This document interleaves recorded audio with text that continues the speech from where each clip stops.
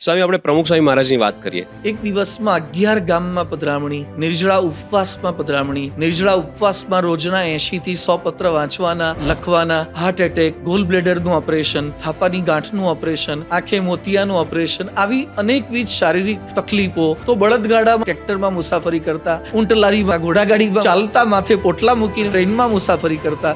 પછી જેમ જેમ સગવડ થઈ એમ ભક્તોની ગાડીઓ આવતી ગઈ. ન તો એમને ઠંડી ગરમીની ફરિયાદ કરી છે, ન એમને સગવડ અગવડની ફરિયાદ કરી છે. ખાવા પીવાના કોઈ મેળ ન પડે. માન અપમાન, એમના મનમાં હંમેશા ભગવાન પ્રધાન, સંતો ભક્તો પ્રધાન હતા. સમાજ સેવા, રાષ્ટ્ર સેવા, ધર્મ સેવા. તો એક માણસ એક જીવનકાળમાં આટલું બધું કેવી રીતે કરી શકે? તો માણસથી ના થઈ શકે, અવતારી પુરુષથી થઈ શકે. પ્રમુખ સ્વામી મહારાજ લૌકિક દ્રષ્ટિએ ભગવા કપડાવાળા સંત જ લાગે, મનુષ્ય જ લાગે, પણ એમાં ભગવાનનું ઐશ્વર્ય, ભગવાનની દિવ્યતા હોય, ભગવાનના ધારક સંત હતા. એટલે આ બધું કરી શક્યા.